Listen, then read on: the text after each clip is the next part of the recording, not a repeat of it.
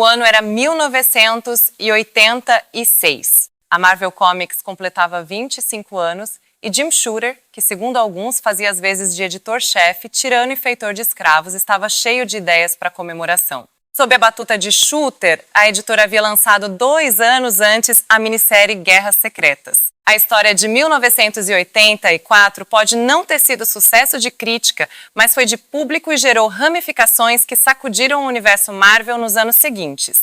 No período entre o suposto sucesso de Guerras Secretas e o total fracasso do novo universo, projeto criado para comemorar o primeiro quarto de século da empresa, o editor era o dono da verdade e sempre que dava algum conselho do que fazer, ele mandava seus roteiristas lerem Guerras Secretas. Até sair da editora com o rabo entre as pernas, ele fez várias imposições, algumas por mera implicância, algumas até deram certo. É o caso de Demolidor, A Queda de Murdoch. Em sua primeira passagem pelo Demolidor, Miller praticamente criou um novo personagem. Entre suas remexidas, ele criou Elektra, o Tentáculo, Stick e o treinamento ninja incompleto do personagem. No DNA desta fase estão os filmes noir, a Nova York decadente dos anos 70, que foi apresentada em filmes como Taxi Driver, Warriors e Dirty Harry, as diagramações e a narrativa do Spirit de Will Eisner, além de elementos dos mangás e animes. Miller, que havia saído do título em 1983, migrou para DC, onde produziu as minisséries Ronin e um sucesso de público e crítica chamado Batman, o Cavaleiro das Trevas.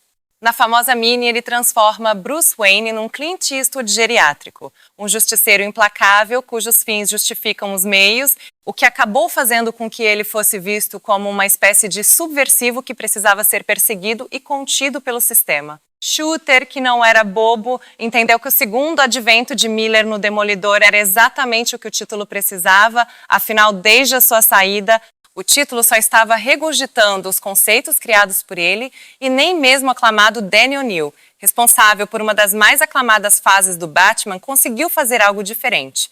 A grande verdade é que, além dos roteiros parecerem saídos da era de bronze dos quadrinhos, todos pareciam ideias recicladas, talvez abandonadas durante sua longa passagem pelo Morcego. A passagem de Miller seria entre as edições 227 e 234 do título, mas para preparar o terreno dividiu com O'Neill o roteiro da edição 226. Diferente de sua passagem original, a arte seria dividida com David Mazzucchelli, que já ilustrava o título há algum tempo, o que foi a escolha perfeita, uma vez que o artista aproveitou para fazer experimentações com seu traço, ora simplificando, ora testando elementos impressionistas ou expressionistas que exploravam bem tanto os momentos grandiosos quanto os tons mais intimistas da história. Born Again, o nome original da série, significa renascido, mas a tradução optou por A Queda de Murdoch, o que dá um tom ainda mais nihilista e dramático para uma história densa onde Karen Page, 25 anos, drogada e prostituída, vende a identidade secreta do Demolidor em troca de uma picada. Como conhecimento é poder, a informação passa de mão em mão até chegar ao rei do crime que provoca um verdadeiro apocalipse na vida do advogado cego, que perde tudo menos a vida. Para você ter uma ideia, ele perde a própria sanidade e passa a ter crises de sociopatia, paranoia e esquizofrenia. Sem saber em quem confiar, ele se volta contra todos, até contra os próprios amigos. Quando sua vida entra nessa espiral descendente, ele descobre que um homem que não tem nada a perder é um homem sem medo.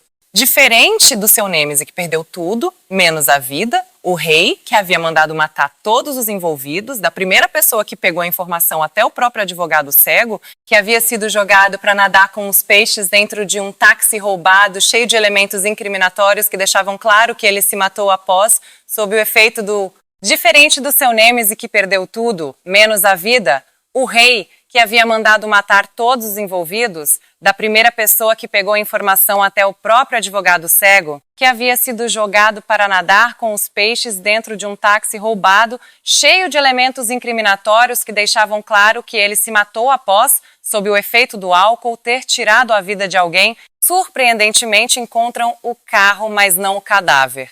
Não há cadáver. Ele sobreviveu para se vingar. O rei, que tem muito a perder, toma atitudes para que seu antagonista continue morto e nada respingue nele. Atitudes desesperadas como fantasiar um psicopata de demolidor para sujar o histórico do herói ou mandar Bazooka, um super soldado viciado em anfetaminas, destruir a cozinha do inferno só para fazer com que Murdoch saia das sombras. O que começa como uma história intimista e pé no chão sobre um homem que perdeu tudo, segue num crescendo até se tornar uma crítica à guerra e o patriotismo cego com direito à presença da sagrada trindade dos Vingadores, Capitão América, Thor e Homem de Ferro. Grandiosa, porém sempre atenta aos detalhes, uma vez que a história é cercada por subtramas que no terceiro ato desembocam na história principal. São elas: Karen Page. Page foi criada por Stan Lee nos anos 1960 e era secretária da firma de advocacia Nelson e Murdoch. Além de secretária, ela era parte de um triângulo amoroso que envolvia seus chefes. Ela largou a firma para tentar a carreira de atriz. 20 anos após sua última aparição, vemos que sua vida não correu como desejado e que ela acabou se tornando uma atriz pornô drogada, um estereótipo moralista que, apesar de tê-la transformado numa donzela em perigo, acrescentou algo à narrativa. No fim, ela e Murdoch não só voltaram ao básico, como tiveram o apoio um do outro para se reerguer. Fogg Nelson e Gloriana O'Brien, eternos coadjuvantes, ele o melhor amigo e ela a namorada do protagonista, foram descartados e readequados pela mesma narrativa que os uniu. Ele foi contratado pelo rei sem saber e ela pelo Clarim Diário, Ben Urich. O jornalista que sabia a identidade do Demolidor seguiu a pista de um policial que se corrompeu para salvar o filho doente. Não só ele, mas sua esposa quase perderam a vida em mais de uma situação. Sua fé e sua coragem foram postas em xeque ao longo da história, mas ele conseguiu dar a volta por cima. Um detalhe interessante é que essa é uma história do Demolidor em que ele só aparece no último momento. Miller deixou o super-heroísmo de lado para investir numa história no estilo hard-boiled, onde o herói, que passa por todos os tipos de percalços, perdura e dá a volta por cima, resolvendo o grande mistério que o cerca. Será que foi daqui que surgiu a ideia de Sin City e seu universo no ar cercado de homens durões? É possível. A grande verdade é que se a primeira passagem de Miller recriou o personagem, essa criou uma muleta narrativa a qual todos recorrem de tempos em tempos. Toda vez que o título tá capenga, dá uma sacudida na vida do Demolidor. Curiosamente, a fase acabou sendo menor do que o anunciado. Entretanto, a escritora seguinte, a então editora dos X-Men, Anne Nocenti, soube aproveitar a forma como Miller deixou os personagens e não só criou histórias inesquecíveis, como deu uma profundidade ainda maior para os personagens. Dizem por aí que a Marvel não tem clássicos. Será mesmo? Se você gostou e quer correr atrás. Como essa série já foi encadernada pelas editoras Abril, que além de publicar em revistas de linha, também publicou em forma de série, Panini e Salvat, é extremamente fácil de achar novo ou usado. É só escolher seu formato preferido e ser feliz. Bem, chegou a hora de passar o chapéu. Não se esqueça de deixar seu like, comentar e indicar para seus amigos. E se odiou, indique para os inimigos só de sacanagem. Até a próxima, se não for antes.